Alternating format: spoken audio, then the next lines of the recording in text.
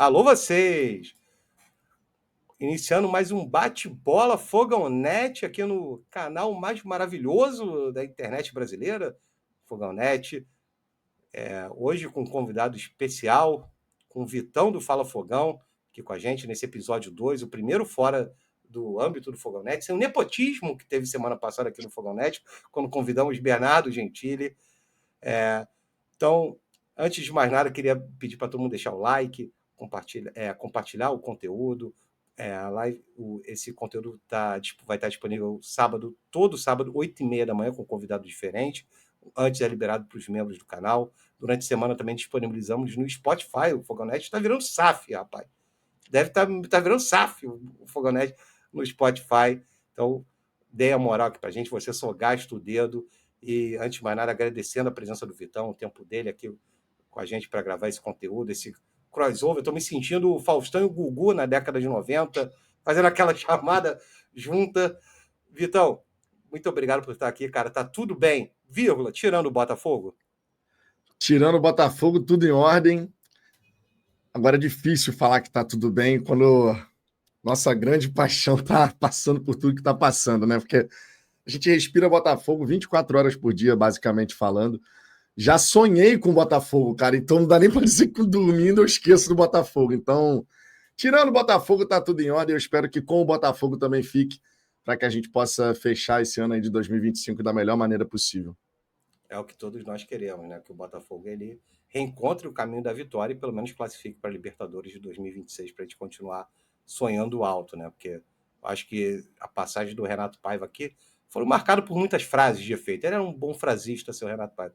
E ele falou uma quando veio que quem já comeu camarão não quer mais miolo de pão, né? Então, eu acho que essa é a situação da torcida do Botafogo. Você concorda com essa frase, meu amigo Vitão? Cara, dada a situação do Botafogo nesse momento, eu até diria que sim, porque cara, é difícil, Léo. Essa temporada tá de um jeito completamente diferente de tudo que a gente podia imaginar. A gente tinha uma esperança de ver um Botafogo brigando de fato por tudo. No fim das contas, ficou do jeito que ficou. Aí agora a gente fica com receio sobre 2026. Pô, meu irmão, bem diferente do que a gente estava querendo que fosse, né? Então, sei lá, talvez caiba, vai. Né?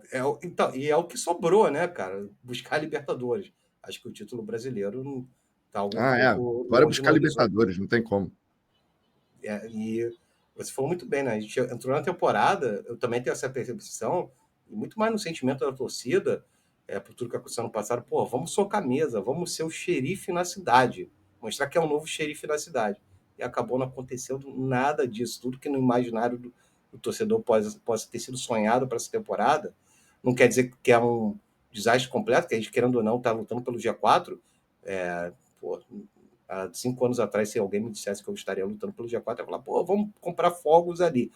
Mas, por tudo que a gente imaginou, eu acho que ficou um sentimento amargo na boca por tudo que aconteceu. Né? Pois é.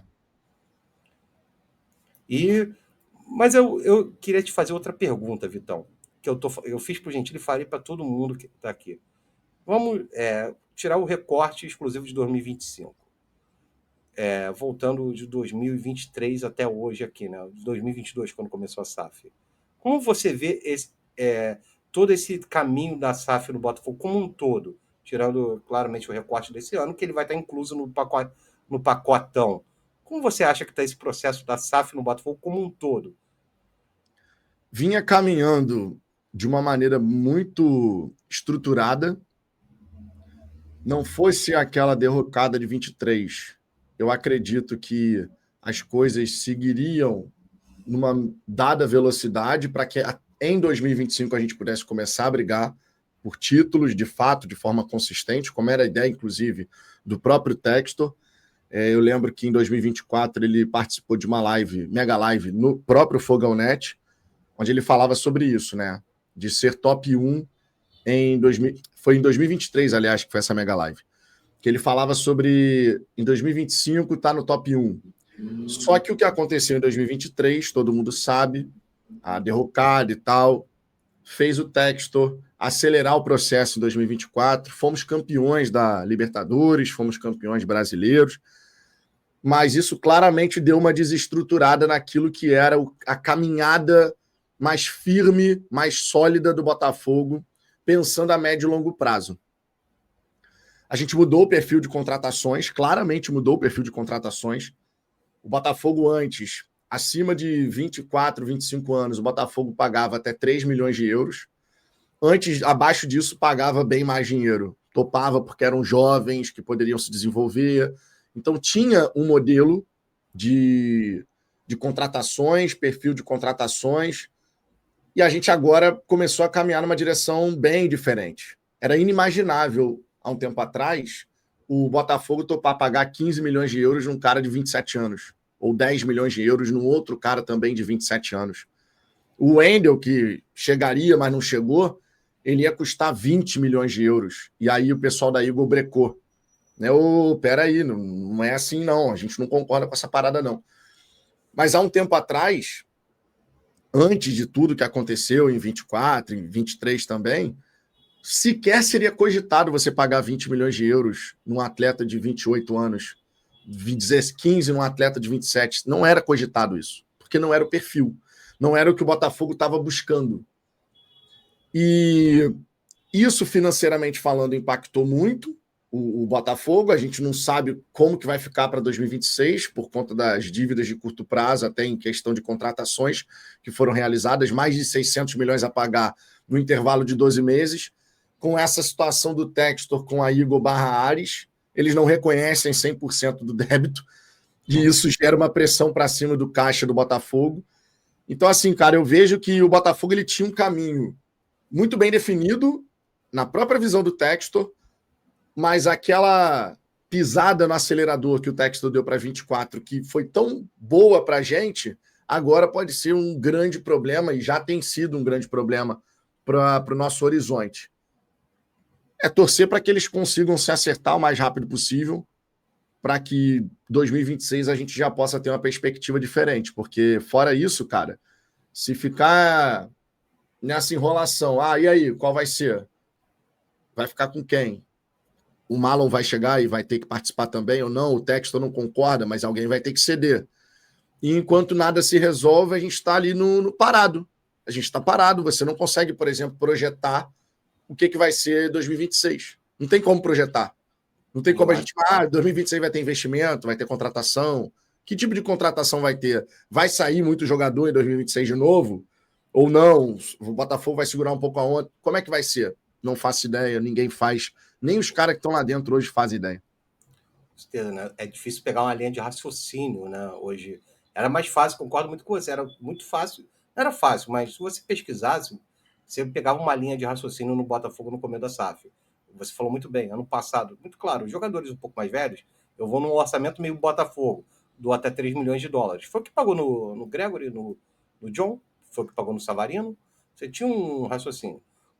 Esse ano eu tentei até pegar o raciocínio no começo do ano, quando foi no Vitelo, antes até do Santos era o Bitelo, era uma idade mais intermediária, mas por ali, que é numa entrevista do Textor do ano passado, que ele queria baixar a média de idade do elenco, e ele acreditava que o jogador, isso é um padrão europeu, é de scout, o jogador entre 26 e 30 anos está vivendo o melhor momento da vida dele. Então eu pensei, eu estou dizendo, é uma conjectura minha, naturalmente, ele está querendo montar uma base sólida nesse time com jogadores no auge e encaixar os jovens, encaixar para o modelo do IPO. Mas nada encaixou esse ano, né? Gastou muito Não, dinheiro. Esse ano, da maneira como o Botafogo está conduzindo tudo, gastamos muito dinheiro, mas a gente não consegue ter até agora, em setembro, talvez agora a gente chegue lá, mas a gente está no dia 19 de setembro e a gente não tem ainda, por parte do próprio treinador, o time base estabelecido. Talvez agora, porque ele disse que vai dar continuidade. Então, talvez agora ele tenha encontrado. Porém, o Montoro foi liberado, por exemplo, para ir para o Mundial. Então, se ele estava contando com o Montoro como titular, já vai ter que mudar. Não temos mais a possibilidade de ter essa continuidade com o Montoro ali. O que às vezes acaba até ocasionando, cara, aqueles quebra-molas pelo caminho que são desnecessários, né? Sim. Às vezes está montando uma base tal. Se não tivesse esse programa Extra Eagle, eu ia pensar, olha, está montando uma base para 2026. viu que esse ano foi pro brejo, vai ajustar a base para 2026, mas fica difícil ter essa leitura. Pois é. E eu não sei se tu concorda, mas eu vejo, cara, que minha principal dúvida com o Botafogo é isso que você falou, é a perspectiva do amanhã.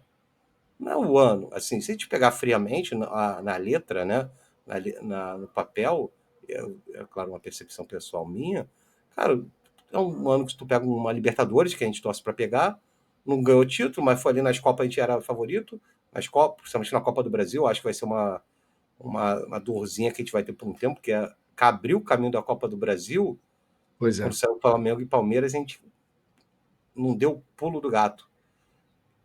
Mas, cara, seria um ano que a gente fala, pô, tá, reestruturação, vendeu, montou uma nova base, vamos para 2026. Essa falta de perspectiva fora de campo, eu acho que para mim, pessoalmente, não sei para você, me deixa um pouco mais ansioso. Ah, não, concordo com isso, cara. Foi o que eu falei. Hoje, você olha para 2026 e você não tem como projetar nada. Não tem como projetar nada. Não tem como projetar contratações, não tem como projetar planejamento de elenco, não tem como projetar investimentos, não tem como projetar parte competitiva. O que a gente vai ter do Botafogo? Não sei nem se a gente vai estar na Libertadores e na Copa do Brasil, sabe? E esse ponto de interrogação, ele passa também por quem está lá dentro. Porque enquanto eles estiverem, conforme eu disse, nesse impasse, vai sair alguma coisa em termos de planejamento. Dentro da SAF Botafogo, não tenho dúvida, os caras vão começar a planejar alguma coisa, porque tem que planejar. Mas vai ficar um monte de pontos de interrogação. Orçamento para contratações. Não sei. Interrogação. Folha salarial vai descer, vai manter? O que vai ser feito? Não sei. Por quê? Porque depende de quem vai ficar realmente no poder. Não sei. Mas tem um contrato. Meu irmão, por nessa altura do comando da história, a gente já sabe que o contrato não é bem assim, né? Se tiver que fazer alguma coisa para salvar, digamos assim, vai fazer. Então, cara, essa perspectiva de não saber o que está pela frente, antes a gente sabia. De 22 para 23, a gente sabia.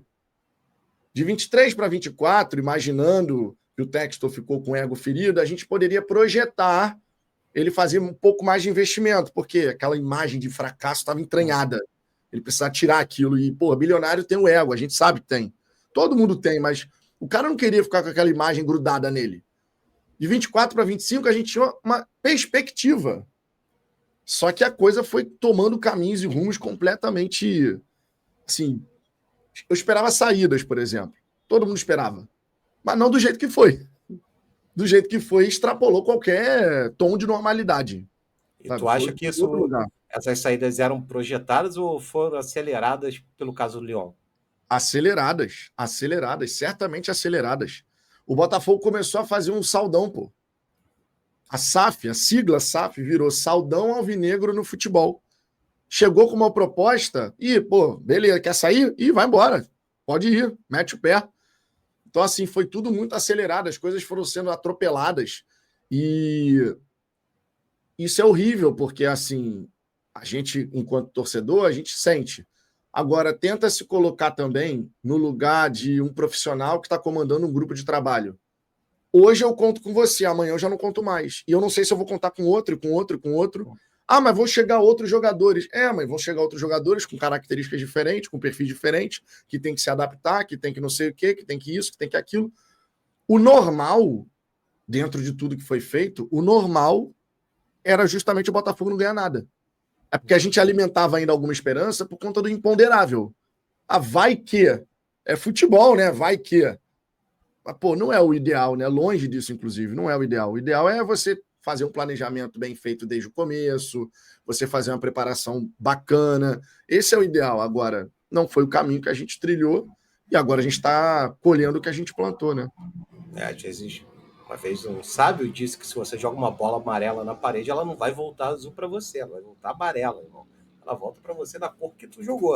Acho que é por aí. Eu acho que esse ano, continuando o texto, é de muitas lições a serem tomadas, até para ele, dele entender. Eu acho que é o principal de tudo, né? Você, pô, por que deu errado, cara? O que precisaria ser feito diferente para amenizar tudo? Eu vou ter que negociar. Naturalmente é uma visão minha. tenho que vender jogador porque eu preciso gerar caixa, o Botafogo precisa gerar caixa, porque não tem outras fontes de receita tão forte quanto vender jogador.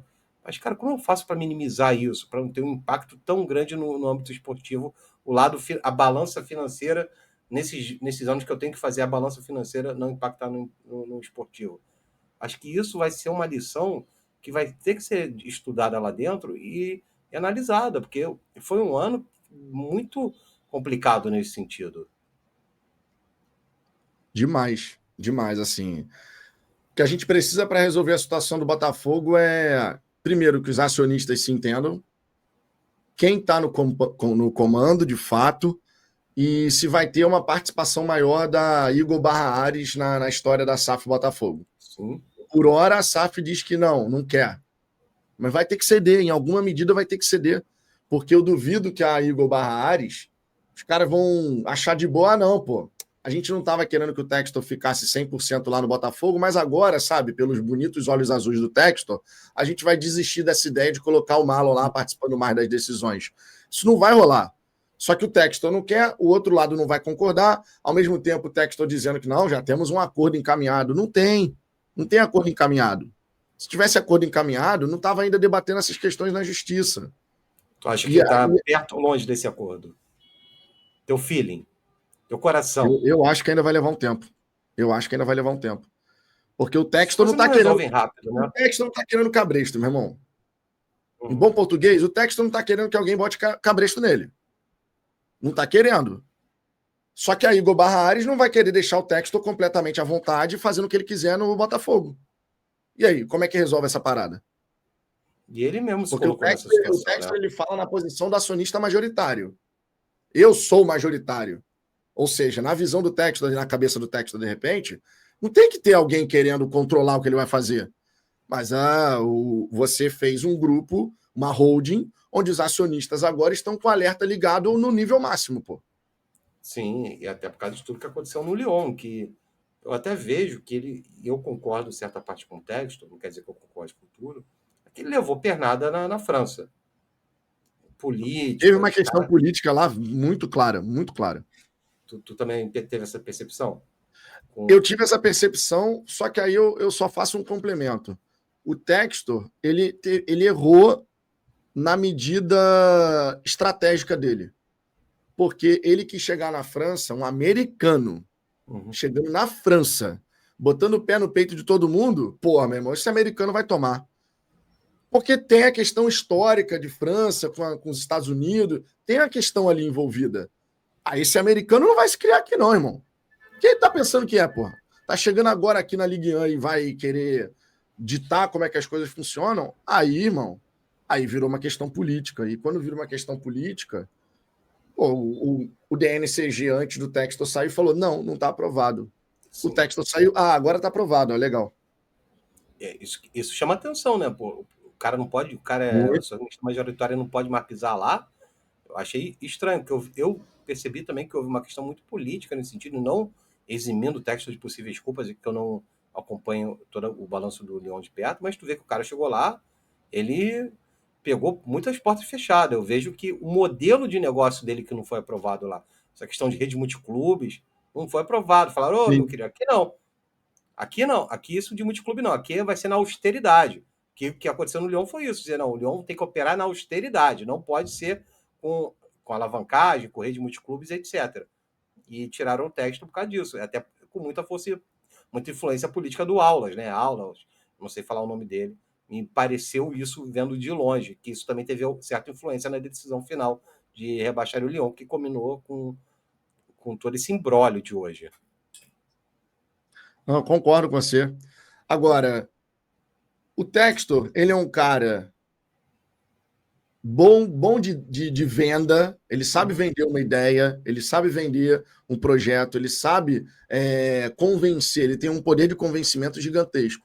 O grande da questão é que dentro do grupo, esse poder de convencimento do Textor já não compra mais. A galera já não compra mais. Tanto é que o Textor diz que já tinha o acordo, a gente já tem um acordo, não sei o quê, e ele deu o passo de vamos tirar a nossa ação da justiça, só que o outro lado, ele falou, eu não quero ficar só nas palavras não, amigão. Eu quero que esteja tudo registrado, documentado, para que a gente tenha isso daqui bem definido, bem estruturado. Ou seja, se antes as doces palavras do Textor lá no grupo, para os acionistas, já era o suficiente, hoje não mais. Por quê? Porque, conforme dizia minha mãe, uma vez que o cristal parte, tu pode até tentar colar as partes dele, mas não vai ficar igual, pô. Não vai ficar igual. Então, assim, qual vai ser a solução que eles vão encontrar, eu não sei. O que eu torço é para que essa solução seja o mais breve possível, porque dessa maneira a gente pode começar a ter uma perspectiva um pouco mais clara do que vai vir pela frente em 2026. E não esse grande ponto de interrogação, essa grande incógnita que está aí no nosso horizonte. O que é terrível. E eu espero, claro, que no campo e bola o David Ancelotti faça o que tem que fazer, que ele faça essa equipe jogar futebol, porque, afinal de contas, sem Libertadores e Copa do Brasil, se 2025 está ruim, no ano que vem fica pior ainda. Com certeza. Sem essa fonte, é uma fonte de receita muito importante, né? Tu pega o Botafogo hoje em dia, o Botafogo hoje deve ter, jogando Libertadores, em 300, 400, 350, 400 milhões de receita recorrente, que é muito alto já. Isso também tem César, o que é de César, tem que dar mérito para toda a equipe que está lá dentro da SAF, conseguiu botar o Botafogo com 400 milhões de receita recorrente no meio desde quando virou SAF. Mas na hora que tu sai de uma Libertadores, uma Copa do Brasil, isso, ó, a gente já viu isso em passado, despenca, que diminui sócio-torcedor, tu diminui interesse em compra de material licenciado, você perde muita receita ali. Então, a gente conversa com pessoas do futebol e fala, um time que quer estar sempre bem, ou ter perspectiva de estar bem, tem que estar jogando a Libertadores, senão ele tem uma queda muito grande de receita e de competitividade. Sem sombra de dúvida quanto a isso, cara. Por isso que eu disse, se você ficar sem Libertadores e Copa do Brasil, se a gente está achando 2025 horrível, 2026 vai ser pior, porque você perde a atratividade, grandes jogadores querem jogar as grandes competições. Simples assim. Então você perde a atratividade, perde receita, a gente já tem uma dívida muito considerável que precisa ser paga. E aí, como é que faz? Irmão, sabe aquela história de não, eu paguei o cartão de crédito, mas não paguei ele 100% não. Deixei uma partezinha aberta ali. E aí você faz isso agora, daqui a pouco você vai fazer de novo. É o Botafogo em 2026 se não tiver essas premiações, cara. Não vai entrar dinheiro suficiente. E aí você vai ter que começar a negociar prazo e não sei o quê, e a dívida aumenta. Não pode, cara. A gente precisa classificar para Libertadores e Copa do Brasil. Desesperadamente. Com certeza. Eu não sei se você concorda, mas eu vejo o seguinte, por enquanto está sendo um ano abaixo da expectativa da torcida. Que você não ganhou a Copa do Brasil, foi muito mal, abriu mão de taças no primeiro trimestre, mas é um ano que a gente pode fechar e falar, pô, abaixo da expectativa. Mas se a gente fica fora de uma Libertadores e uma Copa do Brasil, vai ser um retrocesso. Aí vira um retrocesso. Deixa de ser um ano abaixo da expectativa, muito abaixo da expectativa, para ser retrocesso de verdade, de andar casinha para trás. Retrocesso. Retrocesso, sem dúvida alguma. Aí não tem como você olhar e falar qualquer coisa diferente. Imagina uma temporada que você só joga brasileiro, carioca e sul-americana. O nome disso é retrocesso bizarro. 2023. Tá? Pô, é bizarro. Você só ter carioca, sul-americana e brasileiro. Sem condição, pô. Sem condição. Esse exemplo até que eu usei aqui da questão do cartão de crédito foi um exemplo bem colocado pelo Ricardo lá no canal. Malandro, o Botafogo tem que dar o jeito de pagar a fatura inteira. Tá entendendo? A fatura toda. Não tem que deixar saldo para outro. Vai pagar o mínimo. Não tem. O Botafogo tem que dar um jeito de pagar a fatura inteira. E pagar a fatura inteira é estar nas competições, é estar na Libertadores, é estar na Copa do Brasil, é contar com essas receitas, é ser atrativo para conseguir atrair jovens talentos que podem se desenvolver e depois fazer mais dinheiro, sabe? O Botafogo ele precisa fazer por onde. E aí não é só uma questão de você olhar para fora de campo. É uma questão também de você olhar para o campo e bola. O treinador, os jogadores, cara, eles têm que dar uma resposta, sabe? O que está em jogo é algo muito grande. O que está em jogo é o futuro do Botafogo para 2026, cara. Porque quando você pega o cenário macro, quando você olha as dívidas que o Botafogo fez contratando atletas, a necessidade de pagar mais 600 milhões no intervalo de um ano, sem receita, sem essas competições, sem ser atrativo, Pô, meu irmão, não tem como. Então, o treinador, eles têm que dar um jeito.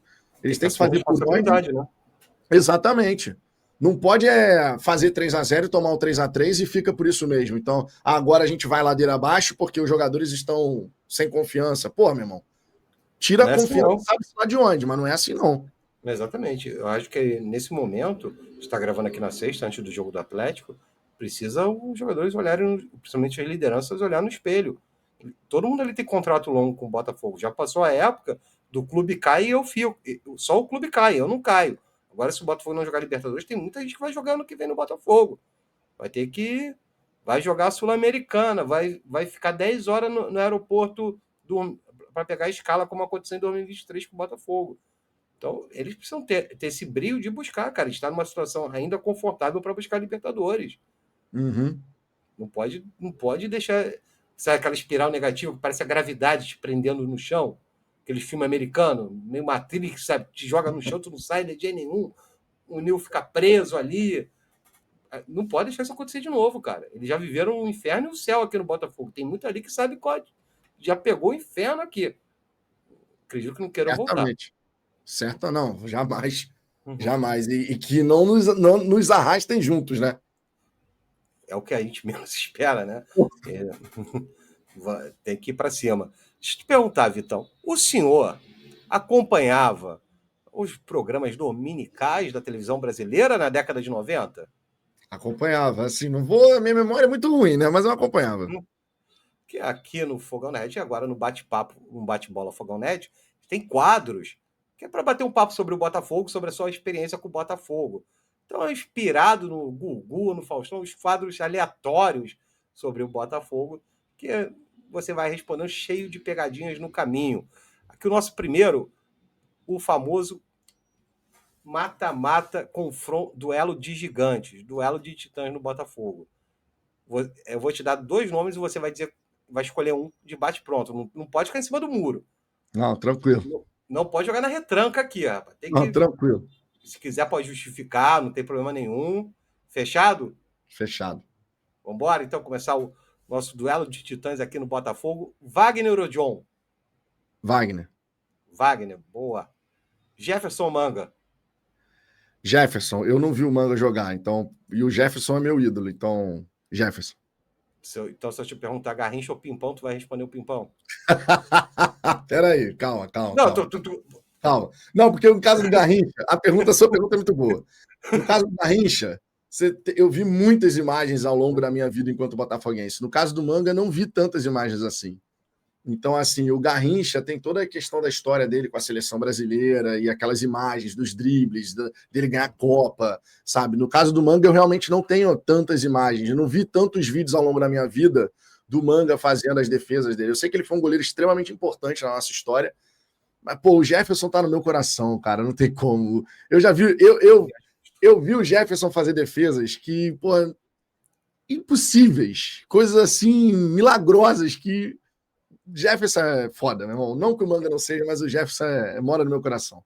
Não, e é justo, pô. Não tem resposta certa ou errada, né, cara? E é só a sua vivência com o Botafogo. Eu talvez também escolhesse o Jefferson. Mas como eu não tô aqui para responder, vamos embora aqui. Antônio Carlos ou Fábio Ferreira? Antônio Carlos. Antônio Carlos. Fábio Ferreira fazia uns gols malucos, né? Cabelinho dele ali. Fazia. Edilson Lucas. Cara, eu preferi o Edilson. Edilson.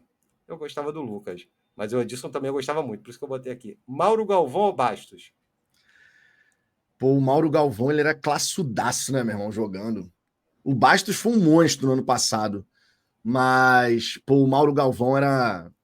O Mauro Galvão era uma parada assim impressionante, porque ele não tinha porte de zagueiro, nem físico de zagueiro direito tinha, mas o homem era absurdo.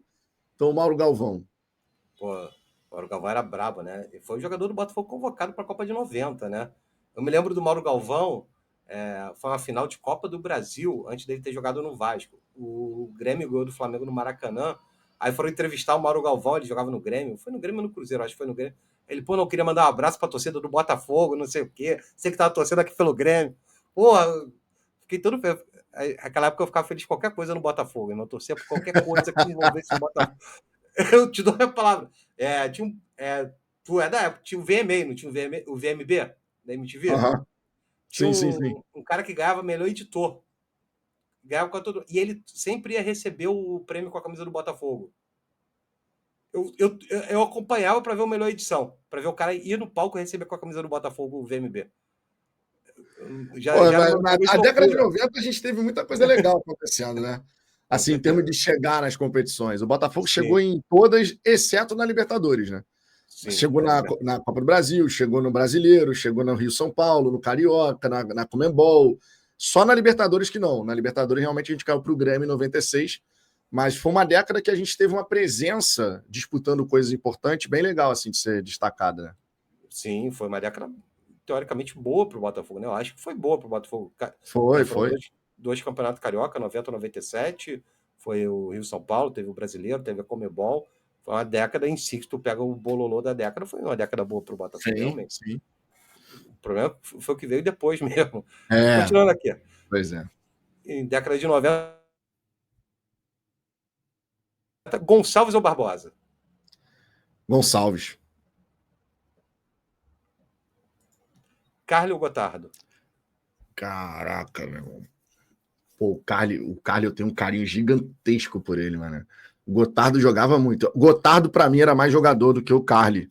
Só que, cara, aí era uma questão de identificação. O Carly eu vou escolher porque eu tenho um carinho pelo Carly, pelo que ele representou num momento tão importante, no momento que a gente estava em baixa, e esse cara, ele foi escorraçado do Botafogo de uma forma inacreditável, e ele volta, a família dele com um amor também gigantesco pelo Botafogo, então, ele capitão. Boa. Vitinho ou Alex Telles? Alex Telles. César Prates ou Marçal? O César Prates jogava muito, irmão. A cobrança de falta do César Prates era uma coisa assim maravilhosa. Ele Eu rendeu lembro na de um... esquerda no Botafogo, né? Não, e o César, cara, o César Prates era um monstro. E eu lembro de um gol dele de falta no Campeonato Brasileiro contra o Internacional lá no Beira-Rio. Uma vitória do Foi. Botafogo. Cara, César Prates jogava muito, cara. César Prates jogava muito. Pô, Cezinha jogava muita bola mesmo, irmão. Dória ou Igor Rabelo? Dória. Renato Ito de Ouro ou Ayrton? Pô, Renato. O Ayrton, eu adorava o Ayrton, cara. Pena que ele se lesionou tanto no Botafogo. Mas o Renato era sacanagem jogando. Um homem vestiu terno e jogava futebol, pô. Recebeu a camisa do Gerson, né? 8 de ouro, tá doido. 8 de ouro. Foi 8 de ouro. Foi a contratação mais surreal da história do Botafogo, que foi ninguém sabia do nada contratou. Se lembra disso? Caralho, surreal. Lembro, pô. E aquele meio de campo do Botafogo era muito bom, cara. Muito bom. Marcelo Matos, Renato, né?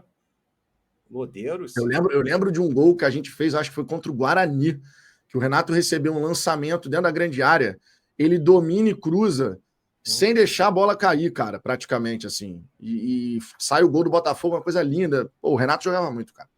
Muita bola mesmo, cara. Marcelinho Paulista ou Marcelo Matos? Rapaz, esse duelo aí é difícil, hein? Eu vou ficar com o Marcelinho Paulista, cara, porque quando eu olho para a cara do Marcelo Matos, eu lembro muito do que o Ricardo, a gente sempre ia aos jogos juntos, né? Eu e o Azambuja. E aí eu lembro o Ricardo uma vez falando que, pô, o Marcelo Matos, meu irmão, o Marcelo Matos, quando ele recupera a bola, mas toda vez que ele tem que dar o passe para alguém, ele tem que fazer um esforço descomunal para acertar a porcaria do passe.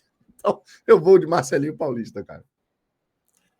O Marcelinho Paulista, eu gostava do Marcelinho Paulista, cara. Campeão carioca 97 pelo Botafogo. Marlon Freitas ou Gregory? Ah, Gregory. O Gregory, cara.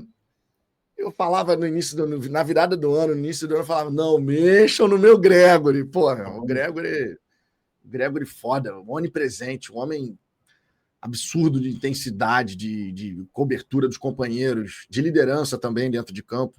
Muito se fala hoje de liderança, né, em relação ao Marlon Freitas, mas o Gregory sempre foi um líder ali também dentro do campo, orientando, reclamando, falando. E a gente sente falta agora dele, né? Como ele faz a diferença o meio de campo ali com o Gregory e sem o Gregory. Tem uma diferença bem clara e evidente, né? De pegada, principalmente, né? É. De pegada. E o que tu sentiu quando ele foi expulso na final da Libertadores? Eu gelei, cara. Meu espírito saiu do meu corpo durante um tempo. Eu gelei. Eu falei, eu pensei que todo botafoguense pensou, né? Falei, não é possível que a gente chegou até aqui para perder a final de Copa Libertadores, que uns caras foi expulso aos 30 segundos, pô. Cara, Aí depois passou aquele 10 minutinhos de exatamente. susto. A gente viu que o time do Atlético realmente era uma M, conforme o Luiz Henrique bem pontuou.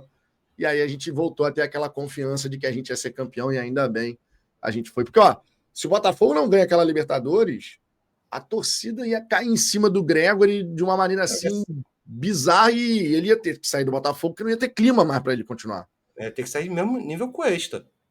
Não, ia ter que sair. A torcida não ia suportar olhar pro Gregory, sabendo que ele foi expulso com 30 segundos. Então, agora, o ano de 2024 foi tão mágico, cara, que o último gol da temporada foi do Gregory para sacramentar o título brasileiro. Sim, então... né?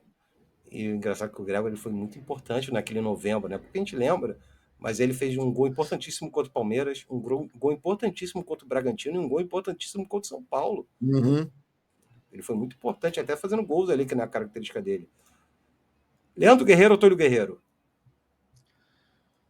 Ah, eu gostava mais do Túlio, cara. Agora, o Túlio Guerreiro, né? Porque o Túlio Lustosa, Jesus, né, irmão?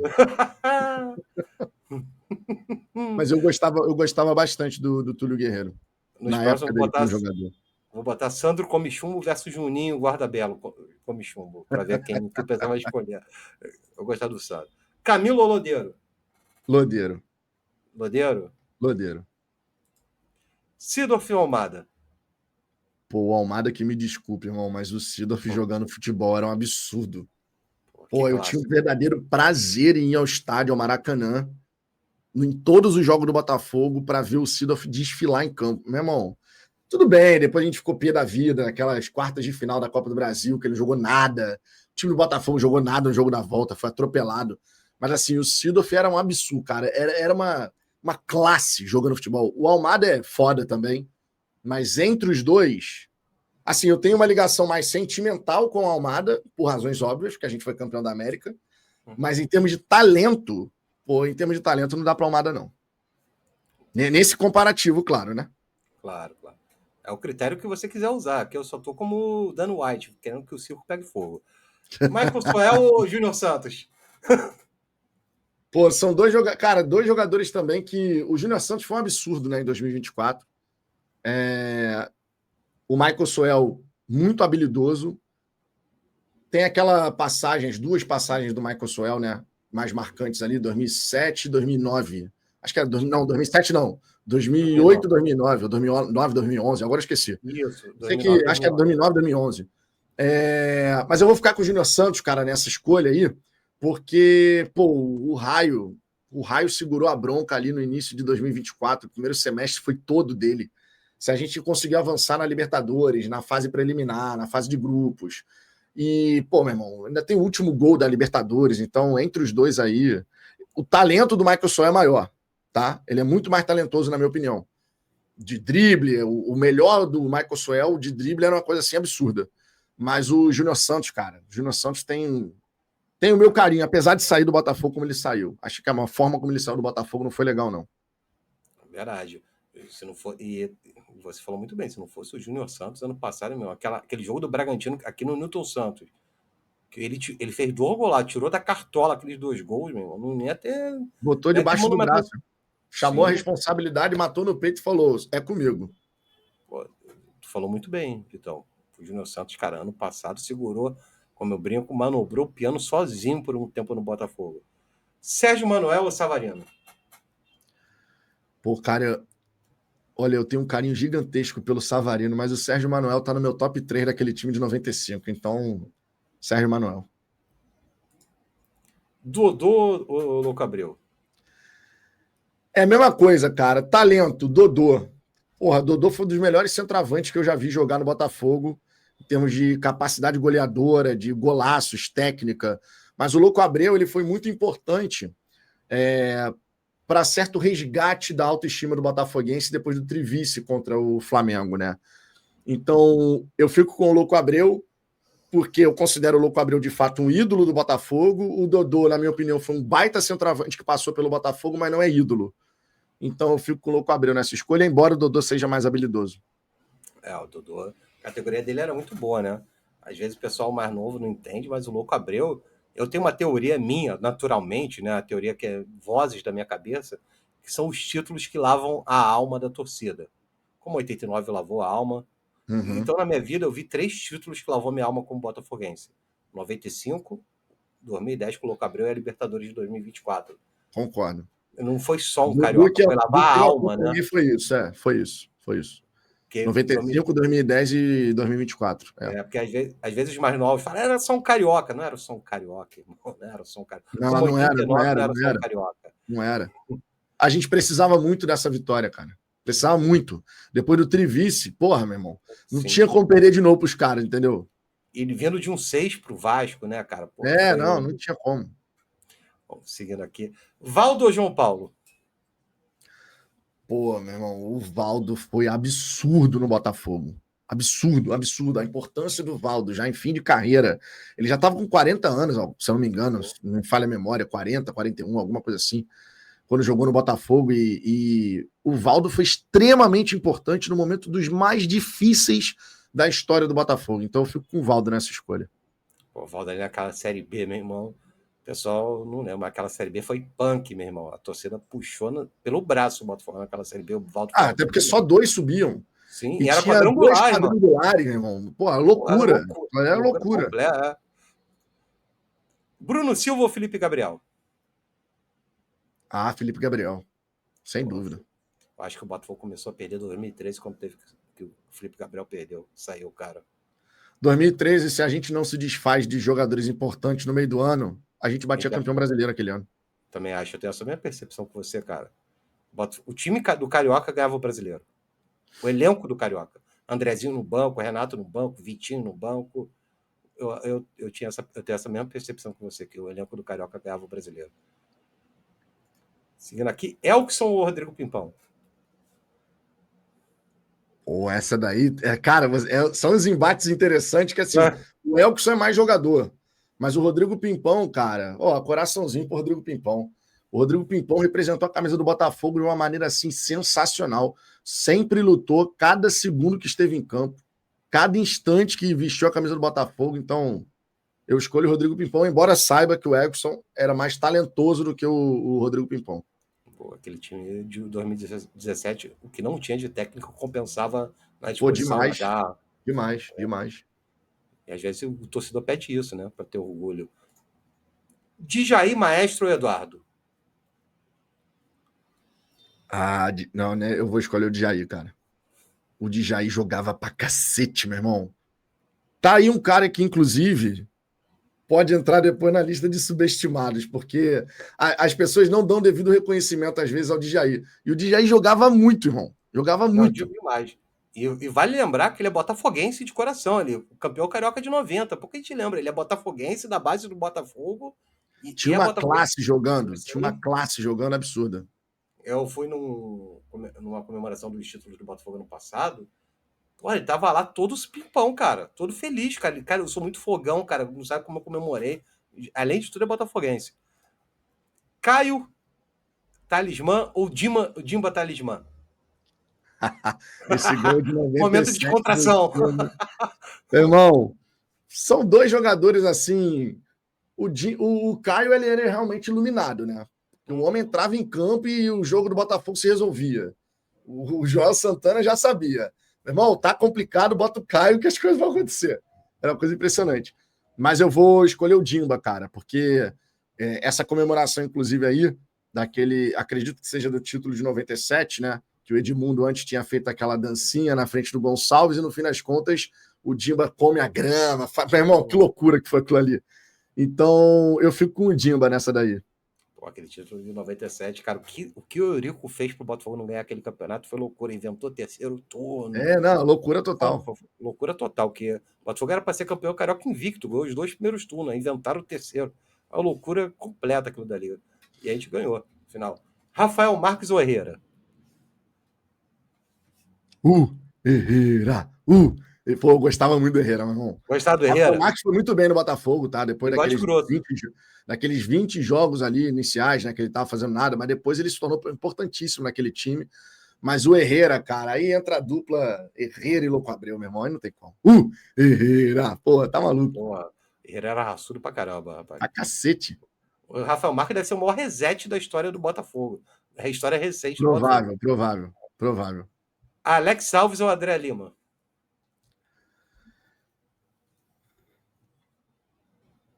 Ah, nessa daí eu escolho Alex Alves.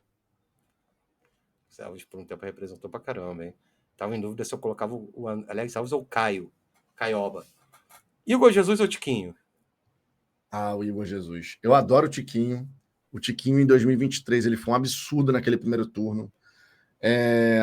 Uma capacidade de fazer o botafoguense voltar a acreditar, né? O Tiquinho, ele foi o símbolo daquele botafoguense que voltou a acreditar. Que podemos ganhar, podemos ser campeões. Infelizmente, depois, a história do Tiquinho no Botafogo acabou seguindo caminhos que, pô, ninguém queria que fosse daquele jeito. Ele tinha tudo que era necessário para se tornar um puta ídolo do Botafogo, mas as coisas acabaram indo numa direção que não foi bacana e tal. Agora, o Igor Jesus, cara, o Igor Jesus é um absurdo. O Igor Jesus, na minha opinião, até pela idade que tem, ele vai ser melhor do que o Tiquinho ao longo da carreira dele, porque esse cara joga demais, meu irmão. Esse cara, nesse ano do Botafogo de 2025, por exemplo, ele, por diversas vezes, jogou sozinho no time do Botafogo. Jogou sozinho. Ele sustentava o ataque do Botafogo. Ele fazia a gente ter alguma esperança de vencer determinadas partidas. Então, o Igor Jesus é a minha escolha nesse duelo, embora eu, goste pra caramba do Tiquinho. Justo. Amarildo ou Quarentinha? Só pra dar uma voltada no passado. Cara, o Quarentinha, goleador, absurdo, né? O Amarildo também, sensacional, mas o Quarentinha não. O Quarentinha, né, seria homem gol, cara. Homem gol, tem que ter. E o Quarentinha com talento é brincadeira, né? Pô, o Quarentinha é o único jogador na história do Botafogo que fez mais de 300 gols com a nossa camisa, né? O maior artilheiro da história. Tá com o nome na história do Botafogo. Amarildo também, óbvio, mas Quarentinha tem que ter. Quarentinha é um cara que poucas pessoas lembram. Ele deveria ser mais lembrado, inclusive. Sim. Eu acho que a gente, às vezes, peca muito em voltar na nossa história, que é muito rica, cara. Nossa história, a história do Botafogo. Porque a gente acaba lembrando de. É sempre Didi, Garrincha, Newton Santos, Zagallo. Mas tem uma galera que passou pelo Botafogo, que é extremamente importante, que a gente acaba não considerando da devida maneira. E o Quarentinha. Tem tanta gente grande, né, cara? E o Quarentinha foi um absurdo, pô. A quantidade de gols que ele fez com a camisa do Botafogo não é uma coisa qualquer, mas acaba ficando meio de lado na história, sabe? As pessoas não lembram tanto do Quarentinha quanto ele deveria ser lembrado. Concordo plenamente com você, como tantos outros na nossa história, que a gente, por ter ídolos tão grandes, a gente tem uma constelação tão grande de ídolos no Botafogo, talvez nenhum time do Brasil tenha, e acredito que não tenha, que é, pô, dar um spoiler, daqui a pouco a gente vai fazer o quadro do Dança das Cadeiras. Para ser justa a Dança das Cadeiras, para ter dinâmica, eu tive que fazer cadeira perpétua, que era Eliano de Freitas, maior jogador do Brasil na década de 40, Garrincha, Newton Santos, Didi, que foi o melhor jogador de Copa do Mundo, e o Jairzinho, que foi o furacão da Copa do Mundo. Como é que faz? Você não põe esses caras cadeira perpétua, não tem jogo, irmão. É foda mesmo. É foda. Luiz Henrique ou Túlio Maravilha? Luiz Henrique. De bate pronto, assim. Tem uma coisa interessante, assim. O Túlio foi extremamente importante em 95, obviamente, artilheiro, goleador. O Botafogo ganha aquele Campeonato Brasileiro por conta dos gols também, né, do Túlio Maravilha. Não ganhou sozinho, obviamente. Tinha sempre algum companheiro para colocar o Túlio em condições de fazer o gol. Mas o meu top 3 de 95 não entra o Túlio. Para muita gente isso é esquisito. O meu top 3 de 95 são jogadores que eu tenho o máximo carinho daquele time. Wagner, Gonçalves e Sérgio Manuel. Esses caras, para mim, cara, a ligação que eles têm com o Botafogo, o vínculo que foi estabelecido, a força desse vínculo ao longo dos anos. O Wagner, inclusive, ele é menos lembrado do que deveria também. É outro que é menos lembrado do que deveria. Extremamente importante. Então, assim, entre Luiz Henrique e Túlio, como o Túlio não está no meu top 3 de 95, as pessoas fazem essa cara. As pessoas fazem essa cara. O meu top 3 é Wagner, Gonçalves e Sérgio Manuel. Então, entre Túlio e Henrique, eu escolho Luiz Henrique. Tá certo. Magoou meu coração. Meu coraçãozinho despedaçou nesse momento aqui, cara. Porra, eu vou entrar em lágrima. Eu não gostei, por exemplo, a forma como o Túlio sai do Botafogo e o que ele fala depois que sai do Botafogo não foi legal para a imagem dele. Enquanto isso, Wagner, Gonçalves, Sérgio Manuel, esses caras têm um amor pelo Botafogo, um carinho pelo Botafogo, sabe? Que se fortaleceu cada vez mais ao longo do tempo. Então, assim, esses três, eles estão no meu coração. Esses três definitivamente estão no meu coração. Show, show. Cara, eu vejo na saída do Túlio, eu entendo, mas a gente vai lembrar que foi a maior venda da história do futebol brasileiro. Naquele momento ele. Mas eu entendo que a gente ficou chateada pela entrevista dele, eu levei na galhofa, fiquei na época um pouco chateado. Para mim, a minha opinião pessoal, todo mundo conhece, então não é segredo. Para mim, o Túlio é o maior ídolo do Botafogo dos últimos 50 anos. Paulo Autuori ou Arthur Jorge? Essa daí. Arthur Jorge. Arthur Jorge? Arthur Jorge. Tu já perdoou Arthur Jorge? Não tem nem por que perdoar, Arthur Jorge. Não tem o que perdoar, cara. Né? Assim, saiu. Perdoar. O cara veio, fez o trabalho dele. A única coisa que me deixou chateado em relação ao Arthur Jorge foi aquele lenga-lenga no final, sabe? De ficar, não, estamos vendo, estamos pensando. E, pô, já tava na cara que ia sair. Aquilo ali foi totalmente desnecessário, sabe? O trecho final foi desnecessário. Agora, é um baita treinador, um baita líder. Então, assim, entre os dois, eu escolheria o Arthur Jorge. O Arthur Jorge, ano passado, cara, concordo com você, ali só a retinha final, mas, cara, o que ele fez ano passado, a personalidade que o Arthur Jorge teve ano passado, aquela entrevista que ele deu antes do embarque contra o Palmeiras, que ele chamou e falou, pô, agora a pressão é no Palmeiras, quem tem que ganhar para quem tá liderando é o Palmeiras, tirou o cara, ele foi muito bem, em campo e extra-campo, concordo muito com você, cara, com o Arthur Jorge. Ele foi o último aqui para finalizar, tu acha que o Paulo Autuori vai ganhar em alguns casos? Eu acho que o Paulo Autuori... Acho que sim. Em alguns casos ele vai ganhar. Talvez a pessoa que esteja mais magoada com o Arthur Jorge, sabe? Porque ele quis sair, ele não quis ficar. Enfim. Mas eu acho que em alguns casos o Autuori vai ganhar. Eu também acho, cara, que não é nenhuma maluquice. Meu ponto é só que também não seria nenhuma maluquice. Talvez eu escolhesse o Arthur Jorge. Mas não seria nenhuma maluquice o pessoal escolher o Paulo Autuori pelo que ele fez em 95. O Botafogo, que ele teve outros desafios, que ele pegou ele com 100 meses de salário atrasado. Teve uns desafios também sinistros. Sim. Não, o trabalho do Autuori, né? O Botafogo não tinha estrutura nenhuma. O trabalho do Autuori ali, pô, ele era desconhecido no Brasil. Ninguém sabia quem era Paulo Autuori. Enfim, tem uma série de coisas que você tem que levar em consideração, né?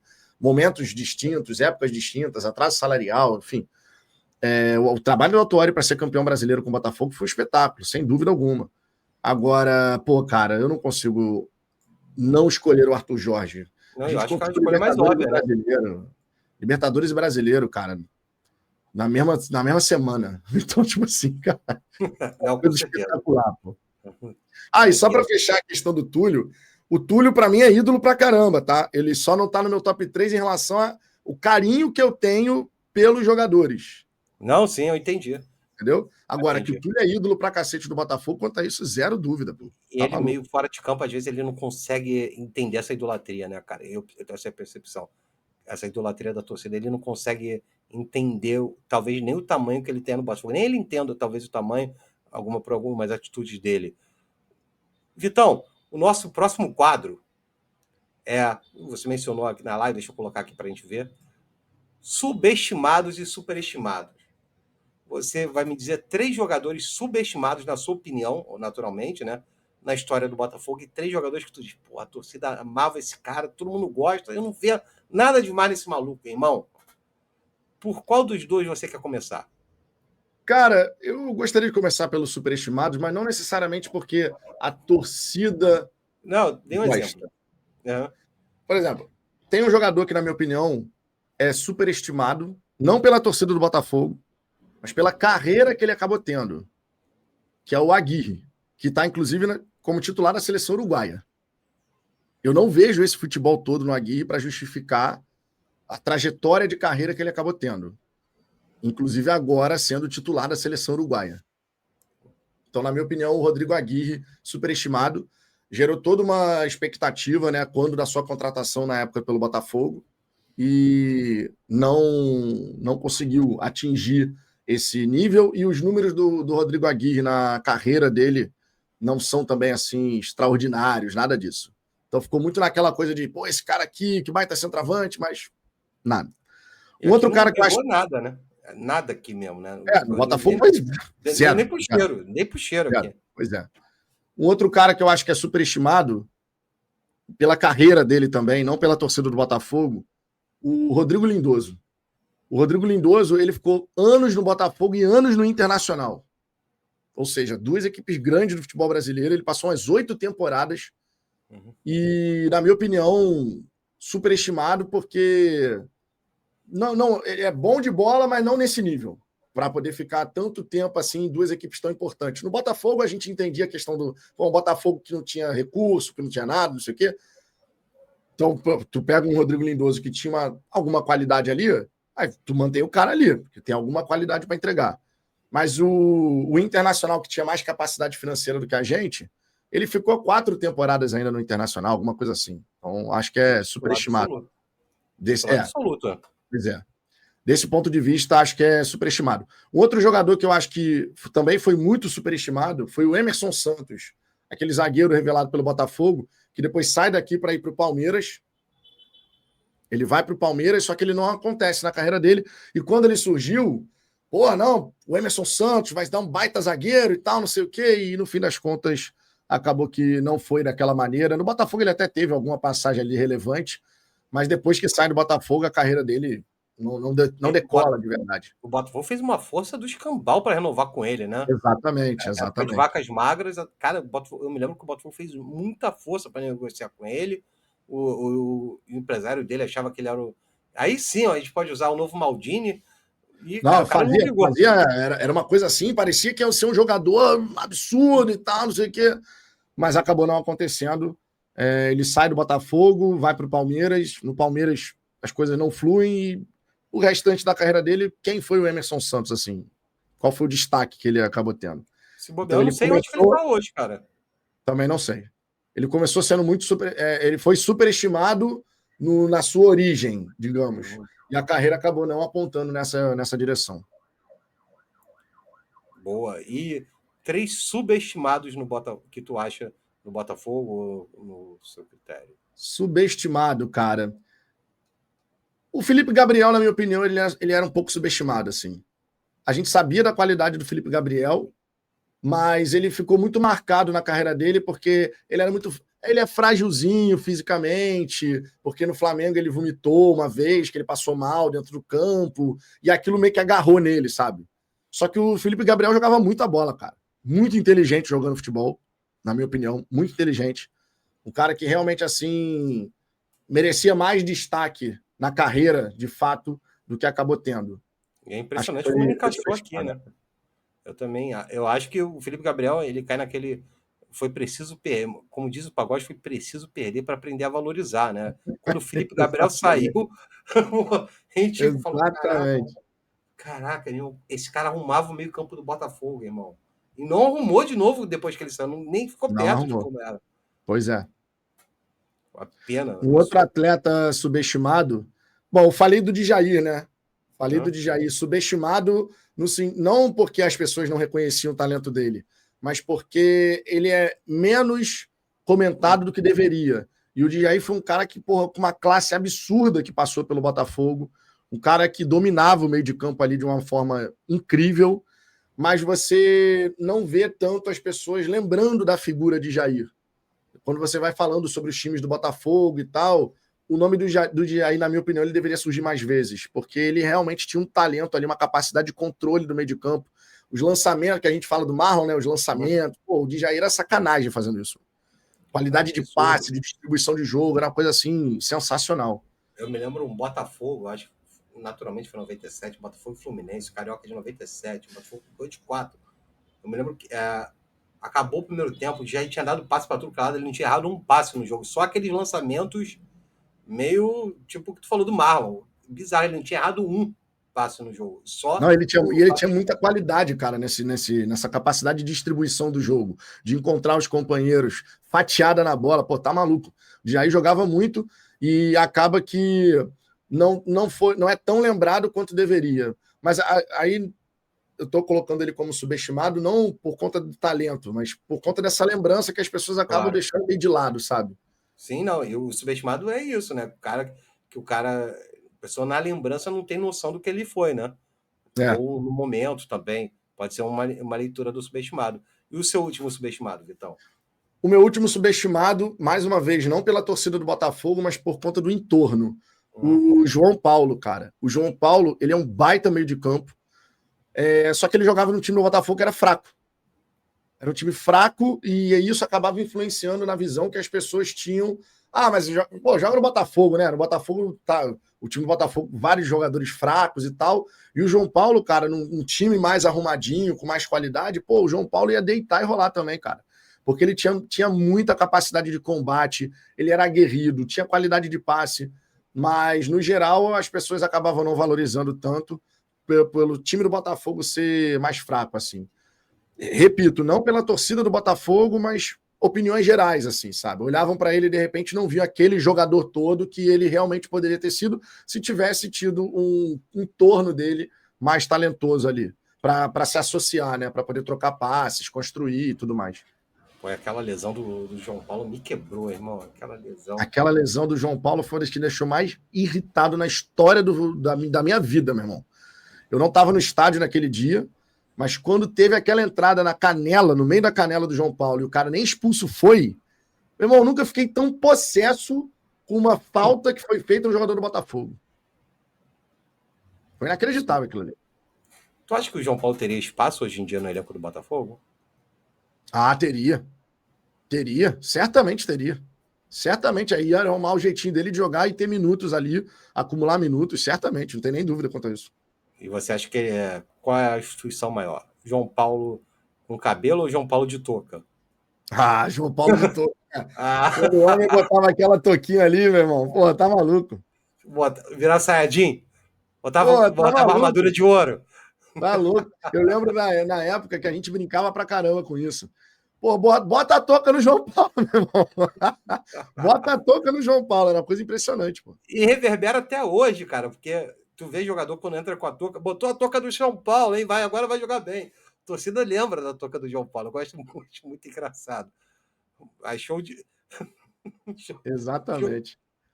Show de bola, Vitão. Você ama aqui o subestimado, superestimado, foi bem, né, cara? Tu pegou um ponto bem interessante, que é uma visão geral sobre o jogador, né? Não só da torcida do Botafogo. Achei bem legal. Agora o nosso próximo quadro, esse é os da polêmica, é o passa-pano. É meio Raul Gil. Meio Raul Gil, tu tirava o chapéu pro Raul Gil, por isso eu mandei. Você viu os programas da TV do Raul Gil, ao invés de tirar o chapéu, eu vou perguntar se você passa o pano. Se você passar o pano pro personagem, você pode falar o nome, eu vou te mandar aqui no chat privado, você fala o assunto e explica por que você passa o pano. Se não passa, a gente pula, que aí, para manter o suspense, escola João Kleber de televisão brasileira, pra gente falar dos que você não passa o pano no final. Fechado? Beleza. Então, vamos lá. O primeiro aqui, ó, no chat privado. Passa pano ou não passa? Ah, não. Não passa pano? Não. Pô, calma aí. Só um segundinho aqui, pô. Cadê o Raul Gil?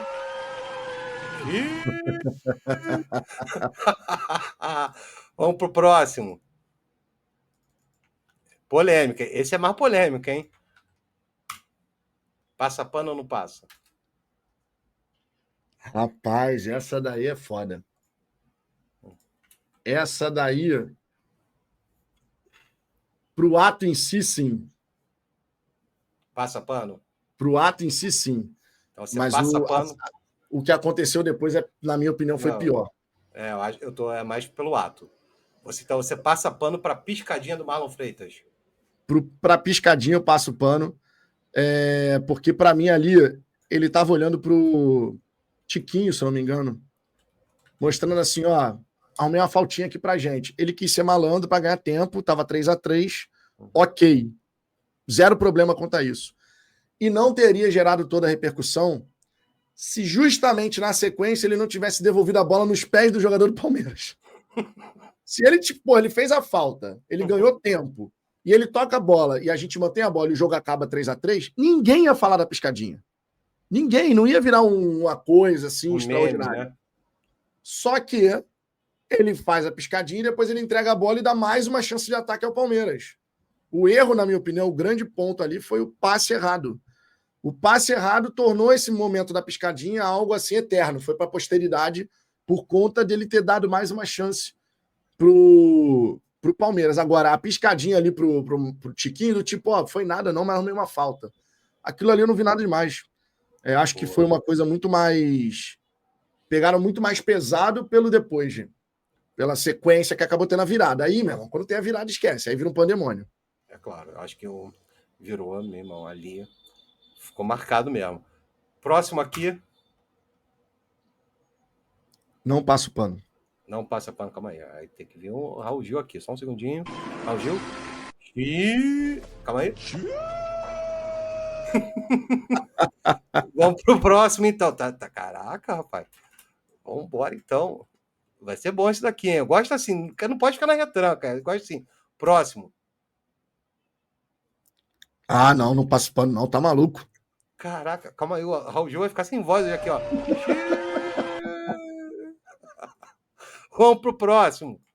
Rapaz. Eu também selecionei a dedo o que vem hoje aqui. Pô, não, também não. Pô, Léo, aí é difícil. Não é pra ser fácil.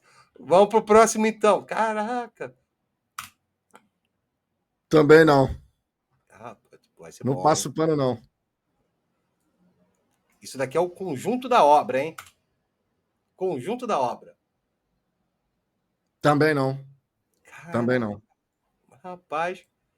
E por último, talvez mais leve. Aí sim. Aí, esse aí eu passo pano sem dúvida alguma, porque não teve culpa de nada. Doping do Dodô, você passa pano pro doping do Dodô. Porque ele não teve culpa de nada, cara. Aquilo ali foi alguém que errou, alguém que vacilou e acabou ferrando o jogador e o Botafogo, porque depois daquilo ali... Mas assim, eu passo pano não é pro doping, tá? A quem errou, deixando claro. É a questão Sim, do por toda a jogador. situação. Em toda a Sim. situação. Eu passo pano nesse sentido. Agora, para quem errou, a porcaria do fármaco lá manipulado, aí não tem a menor possibilidade. Agora, para o atleta, Dodô, que, pô, ele foi prejudicado nessa história, assim como o Botafogo também foi, para isso eu passo pano.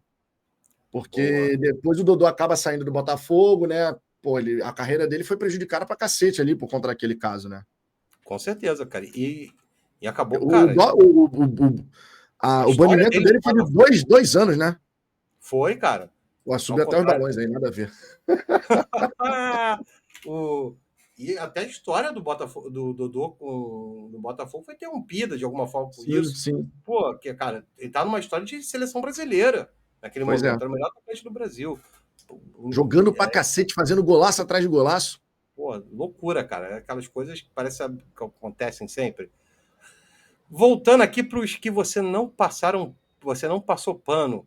O primeiro, você não passou pano para a aposentadoria do Sidorf. Por que você não passa pano para a aposentadoria do Sidorf? Pô, o Sidorf, ele foi extremamente importante em 2013.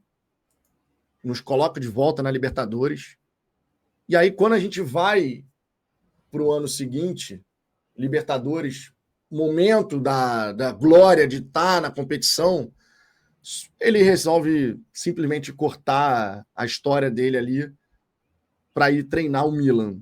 Eu sei que ele tinha um vínculo com o Milan absurdo, mas ele era o líder daquele grupo, ele era o líder daquele time. Aí, beleza, você tem a questão da parte financeira, que o cara já devia estar percebendo, que isso pode ter influenciado. Desse ponto, você vai ter que considerar. O cara ele tinha informações de bastidores que à época a gente não tinha. Mas eu lembro que na época, e aí eu estou falando como eu me senti à época. Uhum. Na época eu fiquei muito pé da vida, porque ele era o líder para a gente poder pensar em fazer uma grande Libertadores em 2014. Ele era o grande líder daquele grupo. Então, na época, eu me lembro que eu fiquei muito pé da vida.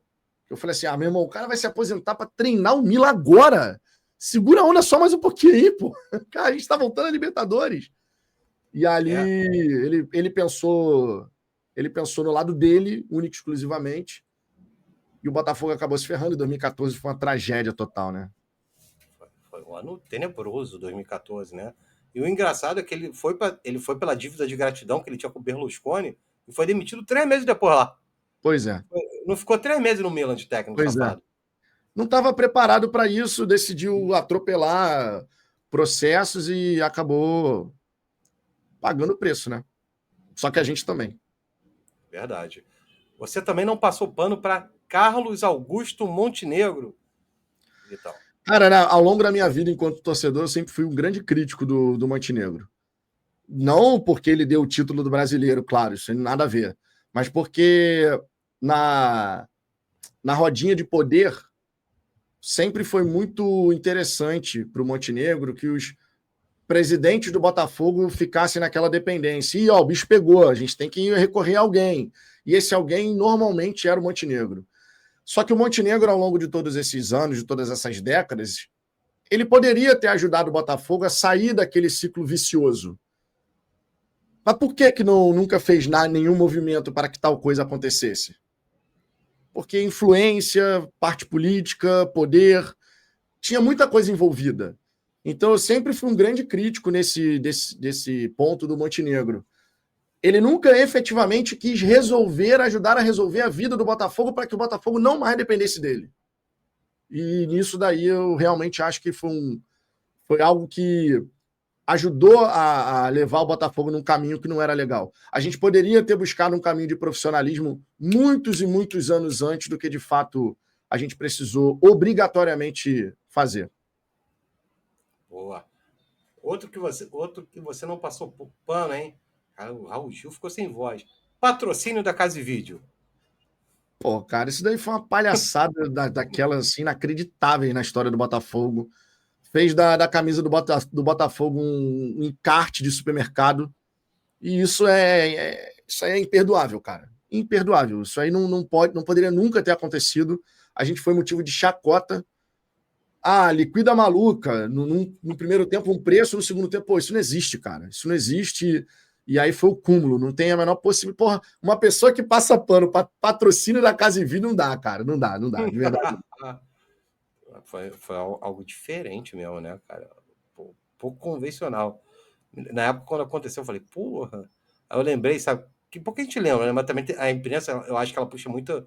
E eu tô contigo nessa daí, mas a imprensa ela puxa muito pra sacanear o Botafogo. Porque a gente lembra, por exemplo, o Flamengo teve Duracell, um patrocínio de pilha, que a pilha ia esvaziando conforme o jogo corria. Ninguém fala dessas coisas, dessas bizarrices lá. Você também não passou pano para Gilson Nunes. Rapaz, isso daí. Pô, Léo, essa daí tu levantou pra cortar, né, Léo? Porra, como é que vai passar pano pra Gilson Nunes, cara? O homem fez uma cagada monumental, porra. Ele simplesmente fez a cagada monumental e num momento que era só fazer o simples nesse caso, né? Mas não, ele decidiu numa final de Copa do Brasil fazer o que ele fez e, pô, é imperdoável, cara. Era só o Botafogo vencer por 1-0. Ele decide começar com o Rodrigo Beckham, por exemplo, no banco. E não tem sentido nenhum isso, cara. A forma como ele bota o time do Botafogo para jogar aquela partida não tem sentido nenhum. Era um jogo tranquilo, com o Maracanã entupido de gente, e o cara resolveu inventar no jogo mais importante da década, depois, claro, da final do Campeonato Brasileiro de 95, que a gente ganhou. Ali, cara, ficou uma mágoa na torcida com ele. Nem sei mais depois como foi a carreira dele, cara. Eu, sinceramente, não parei de ler qualquer coisa que relacionasse a Gilson Nunes. Você também não passou pano pro CEP. Pô, não tem Carlos como, Eduardo cara. Pereira, Não tem ex-presidente do como. Botafogo. Não tem como, cara. O Carlos Eduardo Pereira, enquanto presidente do Botafogo, ele tem mérito do que ele conseguiu fazer na Série B, um time que não tinha nem elenco, e ele conseguiu, com a ajuda do Antônio Lopes, fazer um time para a gente poder subir, beleza. Só que depois ele se perde no personagem, cara. Ele se perde no personagem, e aquilo que ele fez de positivo no começo da gestão dele acaba estourando mais adiante, até porque ele antecipou receitas, não sei o quê, e isso acaba estourando justamente na sequência do mandato dele, que é quando foi o Mufarrege, que ele apoiou, mas depois ele pulou do barco para poder virar oposição. Então, tipo, cara, sabe aquela coisa do jogo político? O CEP, ele fez o jogo político, quando era do interesse, ele estava ali apoiando, e quando não era do interesse, ele pulou fora para mostrar, ó, não tô fazendo parte dessa parada não, hein?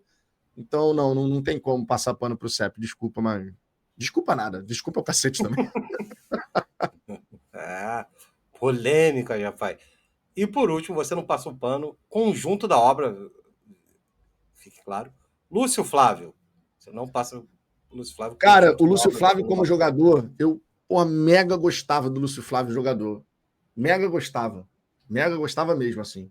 Eu acho que ele e o Zé Roberto naquele time de 2007 ali foi sacanagem. Aquele gol que o Lúcio Flávio faz contra o Flamengo, que ele vai levando. Primeiro jogo da final, né? Tá maluco, aquilo ali foi sacanagem. Aquilo ali eu vibrei de uma forma assim inacreditável.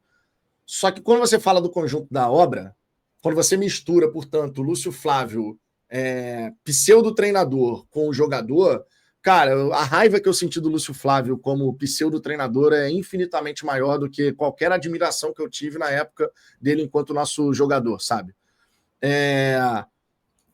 O Lúcio Flávio, ele fez algo que. Ele participou de algo que machucou muito a torcida do Botafogo, que foi aquela virada do Palmeiras e depois para o Grêmio também. E com erros claríssimos, erros de julgamento, erros de decisão, falhas de liderança. Então, cara, não tem como passar pano para o Lúcio Flávio também. É um pseudo-treinador que, infelizmente, não por culpa dele nesse caso, ficou à frente do Botafogo num momento importantíssimo. E eu lembro até hoje, Léo, que naquela época de 2023, eu lembro até hoje, eu mandei um e-mail para o Textor. Eu estava tão irritado que eu mandei um e-mail para o Textor dizendo assim, mais ou menos, né? Não vou lembrar exatamente o que eu falei. Eu não xinguei ninguém, não ofendi o Textor, nada disso. Mas eu mandei um e-mail para ele assim, qualquer pessoa minimamente entendida de Botafogo saberia que o Lúcio Flávio não tinha que estar naquela posição. Ele não tinha que ser colocado para ser treinador de nada. Porque não tem capacidade para isso. Eu não consegui, cara. Eu tive que mandar para Ele desabafar. respondeu? Mal Não pergunte. respondeu, nunca respondeu e obviamente não iria responder. Você acha que teve Porque panela no final de 2020, em 2023? Existiu a tal panela? acho. Essa historinha de que os jogadores. Não, a gente se garante. Se garante nada, meu irmão. Se o jogador se garantisse para jogar bola sozinho, não tinha um comando, não tinha uma liderança do lado de fora para ver o que tem que ser feito, como é que você vai armar a equipe. Jogador, individualmente, ele pode até ser bom, mas se o coletivo não funciona, esquece. Esquece. O futebol é um jogo coletivo. Então você precisa ter uma liderança e uma liderança firme, uma liderança forte, uma liderança que chame a bronca. E o Lúcio Flávio passava muito longe de ser esse cara, né? Não tem perfil disso. Ô, abençoado! Pô, meu irmão, no meio de uma partida de futebol, ao invés de você falar PQP, tá de sacanagem! Ô, abençoado! Pô, não, ô, abençoado não, cara, pelo amor de Deus. Então, tu acha Faz que comigo, não. a panela de jogadores influenciou ali? Tu acha que teve essa panela para influenciar? Influenciou para colocá-lo lá, né? Sim. E depois, cara, ficou muito claro e evidente que os jogadores eles já não respeitavam mais o Lúcio Flávio. Ficou muito claro em 2023. Os jogadores não respeitavam mais o Lúcio Flávio. O Bragantino, para mim. Aquilo ali foi uma piada, né? Assim, eu achei muito equivocado também agora com o David. Sim. O Marlon tá lá orientando. Não é para acontecer isso, cara. Eu sou da opinião que isso não tem que acontecer em hipótese alguma. Tá? Quem tem que orientar o time é o treinador. Acabou a história. O treinador que se preze, aí é meu ponto de vista, o treinador que se preze, quando o jogador veio aqui começou a querer passar a instrução, treinador sou eu, senta lá, que eu vou orientar a equipe. Não tem essa história de chegar aqui e achar que vai passar a instrução. Tu acha que tem quebra de hierarquia nisso daí? É uma questão de hierarquia, é uma questão de você saber se colocar no seu lugar. Dentro de campo, tu tá jogando, aí tu fala o que tu quiser, irmão. Eu não tô do seu lado, tu fala o que tu quiser. Agora, na beira do campo, não. Na beira do campo, ali é o lugar do treinador. É o lugar do treinador se impor, é o lugar do treinador falar, é o lugar do treinador passar as instruções. E não o jogador querer orientar o companheiro. Uma coisa vai ser só incentivar, vamos, porra, vamos, tal, não sei o quê. Outra coisa vai ser querer orientar, ó, não sei o quê, não sei. Não, aí não. Aí é zoado. Aí não tem como. Também acho, E eu, no 2023, eu não acho nem que teve panela. Acho que teve um conjunto de casamento tramontina ali, meu irmão. Que era tanta panela junto ali. Não sei nem distinguir o que era o que. Cara, pô, bom, hein? Acabamos aqui o passapano, rendeu, hein? Isso daí rendeu, hein? Gentili ficou, Gentili, ser amiguinho, rendeu, hein? Pra gente ir pro nosso último quadro, polêmico também, aqui, ó. Que é o jogo das cadeiras, Vitão. Jogo das cadeiras imortais do Botafogo, cadeira perpétua do Botafogo.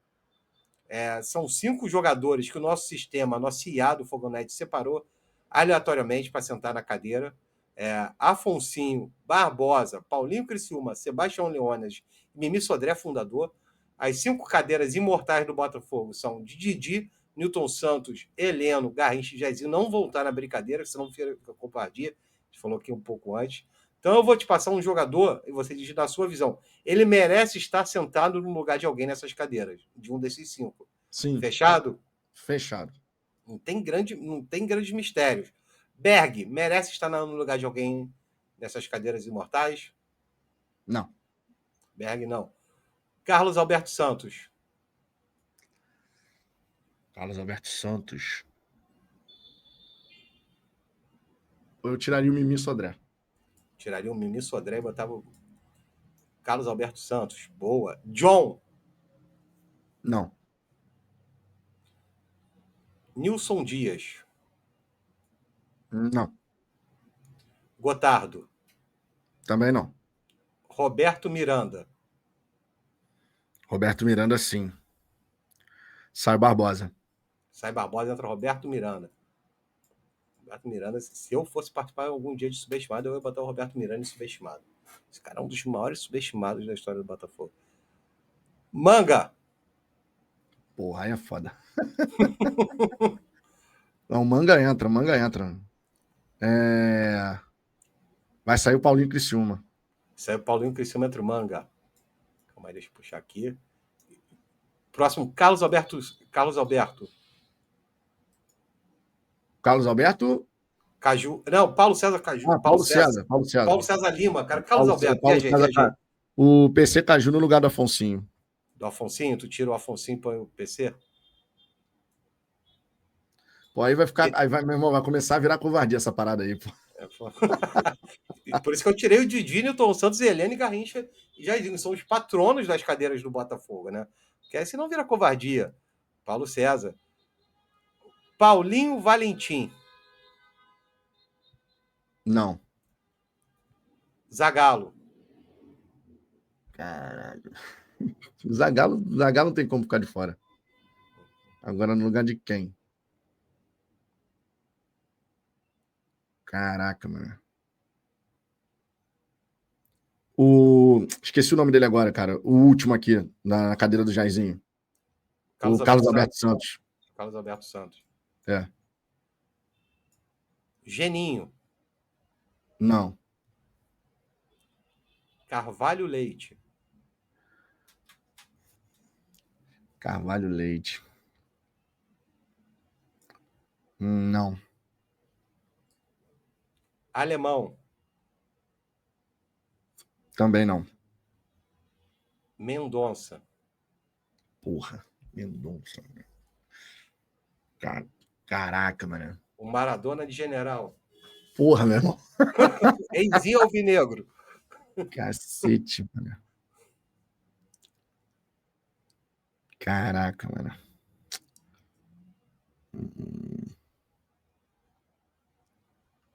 Cacete, meu irmão. Que dificuldade. Mendonça. Pô, Mendonça. Pô, vou ter que tirar o Roberto Miranda, cara. Vai botar o Mendonça no lugar do Roberto Miranda? Justo. Deixa eu botar aqui. Depois. Valdeir. Não. The Flash. Pô, o Valdeir foi meu primeiro ídolo, cara. Eu amava o Valdeir. Tinha camisa, meu botão. Na minha época era botão, né? Pô, meu melhor jogador era o Valdeir no botão. Senão eu quero ídolo. Sérgio Manuel. Pô, eu tenho um carinho gigantesco pelo Sérgio Manuel, mas pra desbancar essa galera que tá aí é difícil. Não. Não. Almadinha. Também, carinho gigantesco pelo Almada, mas é a mesma coisa. Não tem como desbancar quem tá aí já. Não.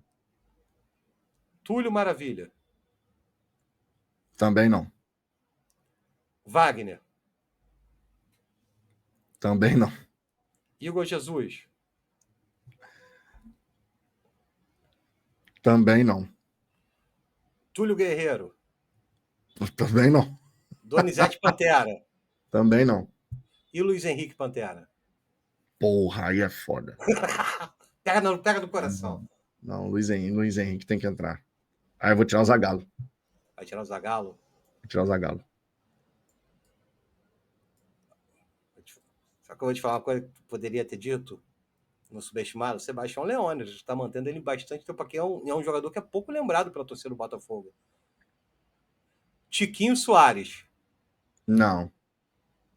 Amarildo. O Possesso. O Possesso. Nesse caso eu tiraria o Leônidas. Tiraria o Leônidas. Pô, mas o Leônidas ficou bastante tempo aqui, né? O Leônidas ia para a Copa de... Ele fez parte da preparação da Copa de 70. Ele era bastante convocado, o Sebastião Leônidas. Puta zagueiro do Botafogo. Pô, tu foi muito bem aí, Vitão. Maurício. O Não, Redentor Alvinegro. Maurício não. Redentor Alvinegro. Djair, maestro. Djair não, nessas cadeiras aí também não. Jefferson. Pô, aí eu vou tirar o Manga, porque o Jefferson é meu ídolo, cara. Justo. Valdo. Não. Rildo. Também não. Louco Abreu. Também não. Dodô. Também não. Savarino. Também não. Marlon Freitas. Também não. Sidorf. Também não. Gerson Carotinha de Ouro.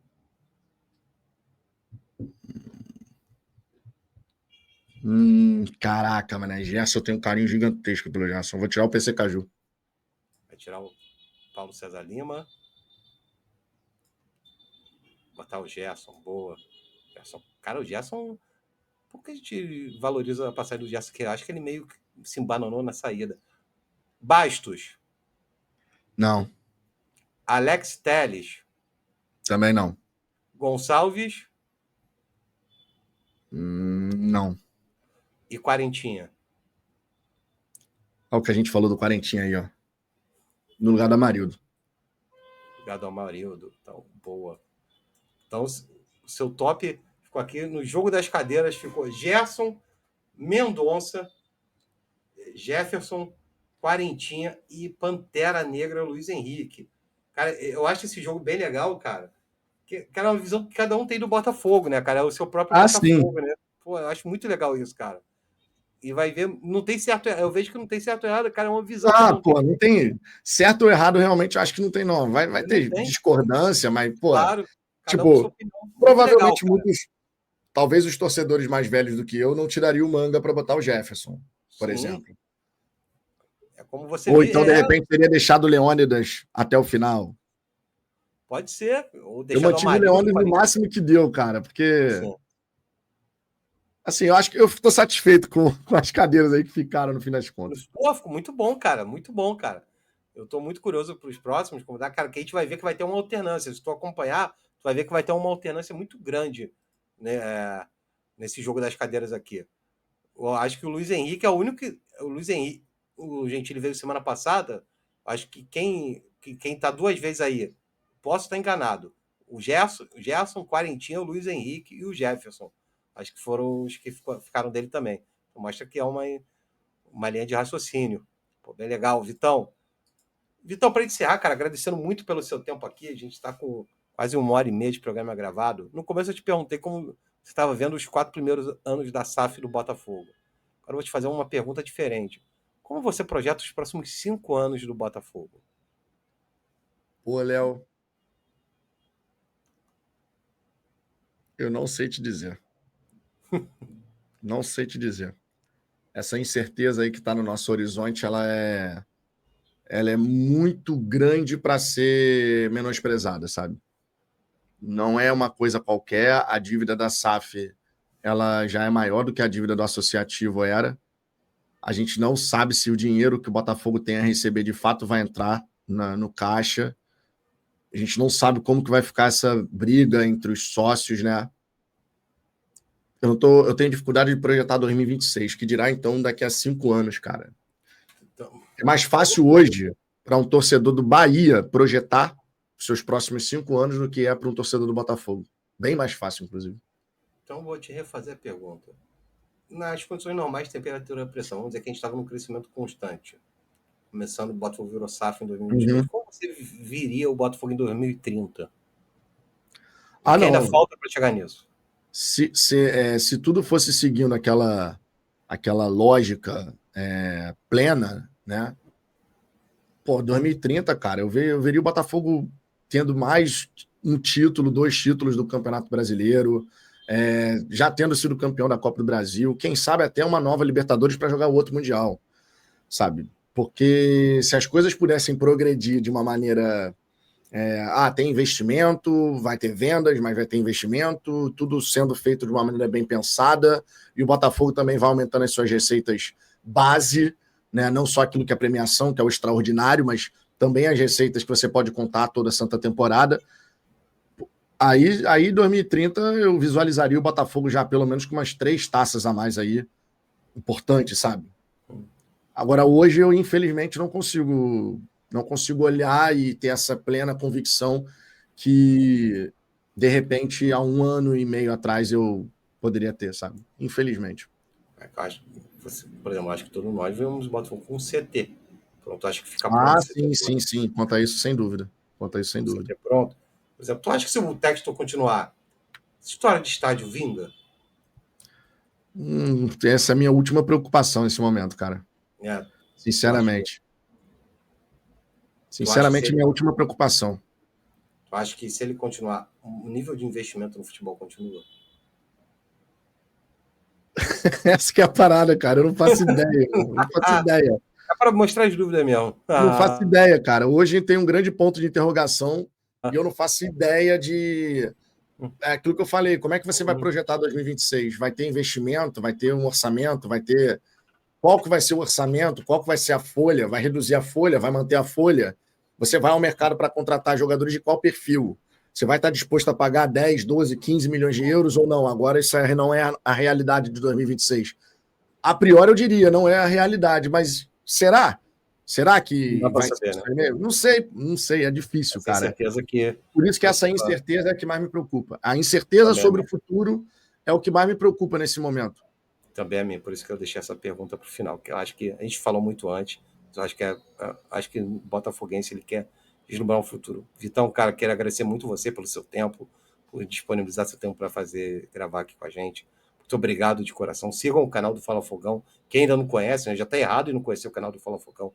Sigam lá, acompanhem as lives com ele, com a Zambuja. Muito legal. Vitão, muito obrigado de coração pelo seu tempo, cara. Tamo junto, cara. Tamo junto. Eu agradeço o convite. Pô, foi um prazerzaço ter esse bate-papo. Agora eu vou lá pegar minha pequena, minha filha, pra gente tomar um sorvete, que é sexta-feira e é dia de aproveitar. Valeu, Vitão. Um abraço. Valeu, meu querido. Tamo junto.